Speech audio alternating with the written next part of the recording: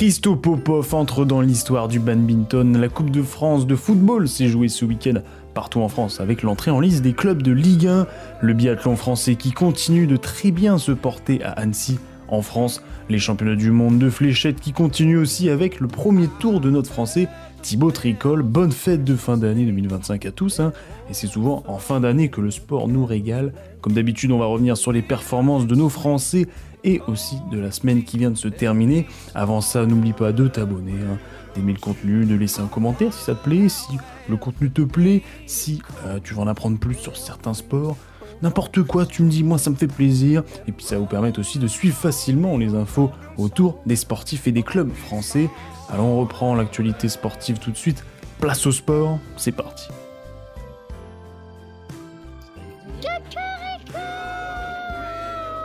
Avant de parler de la Coupe de France de football, Strasbourg a joué en Conference League cette semaine, donc jeudi. Ils ont joué leur 5e match contre Breidablik, un club islandais. Les Strasbourgeois s'imposent dans la difficulté 3-1 et restent leader invaincu de la Conference League. Donc petit cocorico. On repart en Coupe de France, nouveau tour ce week-end avec l'entrée en lice des équipes de Ligue 1. C'était les 32e de finale qui ont eu lieu de vendredi à samedi partout en France. Côté Ligue 1, seul Strasbourg s'est fait avoir au pénalty à Avranches, c'est un club de National 2, et Le Havre qui a perdu contre Amiens Ligue 2. Ligue 1, Ligue 2, c'est pas si grave. Sinon, Marseille, Paris, Lens, Lille, Lyon, Monaco, Nice, Nantes, etc., etc. Ils ont tous gagné. Les petits poussés, cette année, c'est Bayeux, club de Régional 1, qui s'est qualifié en 16e de finale. Ils vont affronter l'OM au prochain tour, ça va être beau. Et Montreuil également, qui sont R1. Ils vont affronter Amiens en 16e. Le gros choc des 6e de finale, ça sera entre Lille et Lyon. Ou encore le derby parisien entre le PSG et Paris FC. Les prochains tours, donc, c'est les 8e de finale. Et ça sera dans 2 semaines, le 10 janvier. Info pêle-mêle en football, la CAN, la Coupe d'Afrique des Nations 2025 a démarré. Alors tous les joueurs africains ont quitté leur club européen, même du monde, pour rejoindre leur sélection. Cette année, ça se déroule au Maroc et les tenants du titre sont les Ivoiriens qui l'avaient remporté 2-1 en finale contre le Nigeria en 2023. Le Maroc a ouvert le bal ce dimanche contre le Comores. Victoire 2-0 des Marocains. La compétition est à suivre sur Beansport jusqu'au 18 janvier. Côté européen, Michael Olise a marqué son 7e but en Bundesliga dans la victoire 4-0 du Bayern à Heidenheim. Autre buteur en Allemagne, après le but de l'année la semaine prochaine, c'est Martin Terrier qui a de nouveau marqué dans la victoire du Bayer Leverkusen 3-1 à Leipzig. Griezmann ne s'arrête plus, mais il est trop chaud. Il est le meilleur remplaçant d'Espagne. Un nouveau but pour lui, 6e au total. Et victoire 3-0 de l'Atlético à Gérone. Mbappé est entré dans la légende du Real Madrid. Il a égalisé Cristiano Ronaldo, CR7, dans le nombre de buts dans une année civile pour le Real Madrid. 59 buts en une année et victoire du Real 2-0 contre Séville. Mbappé a même fait la célébration de CR7. Et Hugo Ekitike qui a encore marqué, il ne s'arrête plus non plus. 8 buts pour lui en première ligue et victoire de Liverpool 2-1 à Tottenham. Cette semaine en tennis, parce que oui, on reparle de tennis, ça faisait longtemps, il y a eu l'ATP Next Gen à Jeddah, en Arabie Saoudite. Alors je vous rappelle que l'année dernière, 2 Français avaient participé, Arthur Fils et Lucas Van Hache. Lucas était même arrivé en demi-finale et c'est Fonseca qui l'avait remporté. Cette année, l'Américain Tien est le seul représentant de l'année passée. Alors l'ATP Next Gen, c'est un peu la même chose que l'ATP Finals. L'ATP Finals, c'est les 8 meilleurs joueurs de la saison qui s'affrontent. Là, c'est pareil, sauf que c'est les 8 meilleurs joueurs de moins de 20 ans ou de 20 ans. Et c'est le premier à 3 sets gagnants de 4 jeux. Alors les participants peu connus, mais ils sont... Alors il y a Tien, il y a Budkov Kerr, Jodar, Landa Lucé, Blox, Bazava, Reddy, et Brismik et Angel. Et les favoris, c'est Tien l'Américain et Blox qui est belge. Alors c'est 4 par poule, 3 matchs par joueur et les 2 premiers vont en demi-finale puis la finale. Le premier demi-finale a opposé Tien à Bazava-Reddy, victoire de Tien 3-0 et la seconde entre Blox et Budkov Kerr, la victoire du Belge 3-0. La finale opposait donc les 2 favoris, Lender, Tien et Alexander Blox et c'est bien l'Américain qui va l'emporter le tournoi en battant le Belge 3-0 en finale, 4-3, 4-2, 4-1. Tien s'est déjà installé dans le top 30 mondial et il montre une nouvelle fois qu'il domine sa génération. Nous avons un nouveau vainqueur en NBA Cup, donc en basket. La finale opposait San Antonio avec Wembanyama contre les New York Knicks. Victor pouvait obtenir son premier trophée NBA, ou alors Gershon Yabusele qui joue avec New York. Victoire new-yorkaise, 124-113, tout s'est joué dans le dernier quart-temps. Trophée pour un Français, Yabusele, et on l'écoute au micro après le match. Oh, it's a good question. It's my birthday tonight at midnight, so 30. I'm turning 30, so I don't want to say I gotta go crazy, but I have to do something, right? Okay. I feel that with my teammate, but of course, I love it. $500,000 for my 30. I think I'm gonna remember this for a long time. Petit point classement à l'ouest en NBA, deuxième défaite en 3 matchs pour Oklahoma, défaite contre Minnesota avec un Anthony Edwards qui était monstrueux. Bon, ok, ici il reste largement premier, puisque les deuxièmes c'est Denver Nuggets, et ils sont à 5 victoires. À l'est, Détroit continue de garder sa place de leader avec 22 victoires, 6 défaites, et New York ne lâche rien pour revenir, ils ne sont qu'à 3 victoires. Boston et Philadelphie se sont relancés aussi et suivent juste derrière. On part en Europe pour la 16e et 17e journée de l'Euroleague où on retrouve les meilleurs clubs d'Europe. Paris a perdu les 2 rencontres malheureusement contre les meilleures équipes espagnoles. Défaite 69-85 contre le Barça et défaite 95-90 à Madrid. Lyon nous a surpris en gagnant un match, et bah oui ça arrive des fois, hein. Succès 76-74, c'était serré contre le Bayern Munich, et bien sûr pas possible d'avoir 2 victoires de suite pour Lyon quand même. Défaite 107-74 à l'Olympiakos. Et pour terminer, Monaco a perdu 85-73 à Baskonia, mais s'est repris avec une large victoire, 103-77 contre le Bayern Munich. Alors ça donne quoi au classement? Monaco est 6e, Paris plonge, ils sont 18e, et Lyon dernier avec 4 victoires en 17 matchs. Oh, c'est terrible. Et on part en France maintenant pour la 12e journée de la Pro A. Monaco a gagné en prolongation contre Nanterre, 105-98. Lyon a gagné logiquement au Portel, 88-98. Ou encore succès de Paris, 107-84 contre Cholet. Au classement, Monaco est seul en tête avec 10 victoires, 2 défaites. Paris et Lyon sont deuxièmes avec 9 victoires, 3 défaites. Bourg-en-Bresse, Strasbourg et Nanterre suivent Paris et Lyon avec 8 victoires, 4 défaites. Là on joue pas physique là. Ils nous dominent parce qu'ils pensent qu'on est de la merde. C'était la 12e journée du top 14 ce week-end. Le Stade Toulousain a largement gagné à Lyon, 19-41. Pau a écrasé Montauban 17-53 avec un 41-0 en deuxième mi-temps. Ou encore Toulon qui s'est fait arracher le cul à Bordeaux, l'Union Bordeaux-Bègles qui les a défoncés 46-7. Alors au classement, Toulouse et Pau sont premiers avec 42 points, suivi de Bordeaux et Toulon 34. Le Stade français a 33 points et Montpellier entre dans le top 6 après leur 3e victoire de suite. Ils ont 32 points. Alors si vous suivez le top 14, vous saviez que le Stade Toulousain était premier devant la section paloise, mais au terme de l'affaire Jaminet, Toulouse a écopé de 2 points au classement, ainsi que 45 000 € d'amende, il me semble. Donc ça fait que Toulouse et Pau sont maintenant égalité. Et l'affaire Jaminet, pour ceux qui ne le savent pas, et ceux qui veulent savoir, c'est que Toulouse, qui a contourné un peu les juridictions pour recruter un joueur, c'est Melvin Jaminet, donc ils se sont fait prendre et ils ont eu une sanction. Et aussi on parle du bas de tableau, une bonne nouvelle, et oui, Perpignan a obtenu sa première victoire. Sa première victoire en top 14 cette saison, victoire 26-20 contre Clermont. Petit cocorico du Sud. La 3e étape de la Coupe du Monde de biathlon a eu lieu en France, à Annecy-le-Grand-Bornand. Jeudi, Lou Jean Monod est arrivé 2e du sprint féminin. Et vendredi, chez les hommes, c'est Émilien Jacquelin qui a fini 3e du sprint masculin.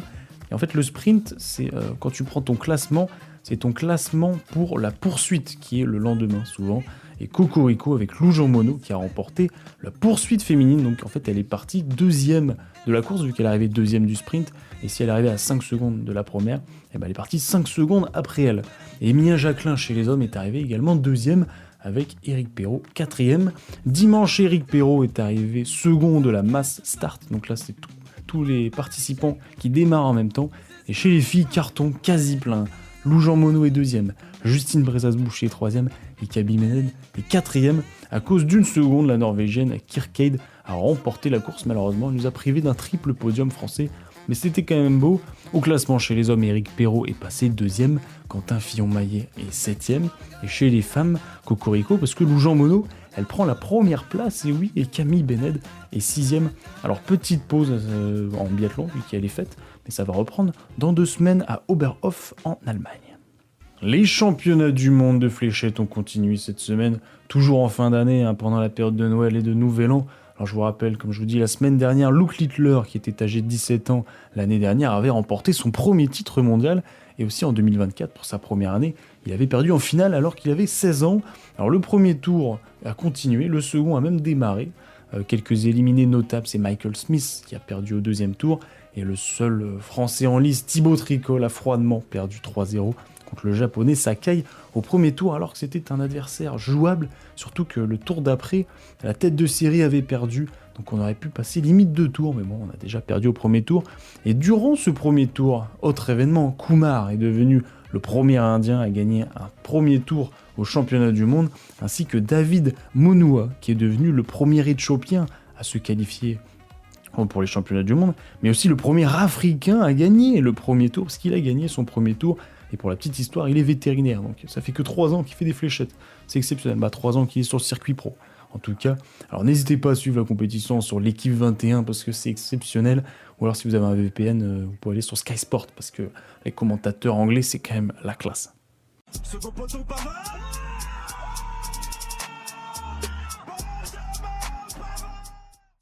On part en handball pour la Star League, c'était la 15e journée pour la Ligue française. L'énorme choc entre Nantes et le PSG a eu lieu. Nantes pouvait revenir à égalité tandis que Paris pouvait prendre le large.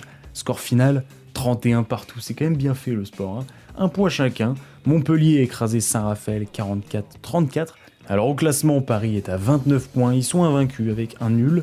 Nantes est deuxième, 27 points, invaincu également, mais avec 3 nuls. Montpellier est troisième avec 25 points et Limoges complète le top 4 avec 20 puntos. On part en volleyball pour la Marmaris Pack League, 12e journée pour la Ligue française de volleyball. Du changement au classement, défaite 3-1 de Montpellier à Nice, on s'y attendait pas, et succès 3-2 pour Tourcoing contre Cannes, ou encore succès de Tours 3-1 à 7. Alors au classement, Tourcoing et Tours prennent la tête du classement avec 29 points, Montpellier passe 3e avec 28 points, ils ont juste un point derrière, mais les trois laissent un écart derrière eux, puisque le 4e qui est Plessis-Robinson, ils ont 7 points de retard, donc ça va être dur à rattraper. Les 3 points, les 3 clubs devant, ils sont chauds là. On termine par la meilleure partie, les infos rapides. Et vous allez voir, c'est la meilleure partie là, parce qu'il y a beaucoup d'infos cette semaine. Christo Popov continue de s'inscrire dans la légende du badminton français. En effet, il a, comme quasi tous les sports de raquette, les meilleurs joueurs de l'année s'affrontent dans un tournoi final qu'on appelle souvent les Finals, le tournoi qui clôt la saison. Et cette année, Christo Popov, qui était 8e mondial, faisait partie de ces 8 joueurs pour participer au World Tour Finals du badminton. Alors, la dernière fois qu'un Français avait participé à ce tournoi, c'était son frère, Thomas Junior Popov, en 2021. Alors, pour les matchs de poule, il y en avait 3. Christo a battu le 2e mondial, Antonsen, en poule, de 7-1. Puis le 3e mondial, Winstarn, 2-1 également. Et pour le dernier match, victoire 2-1 encore contre Christie, le 5e mondial. Après ces 3 victoires en 3 matchs de poule, il a terminé forcément premier. Et il a affronté en demi-finale le japonais Naraoka.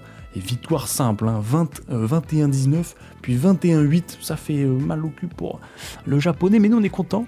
Puis il a affronté le meilleur joueur de badminton, surtout cette année, le chinois, qui est monstrueux, Yukishi, match en 2-7 comme tous les autres, victoire 21-19, puis 21-9, incroyable, contre le numéro 1 mondial.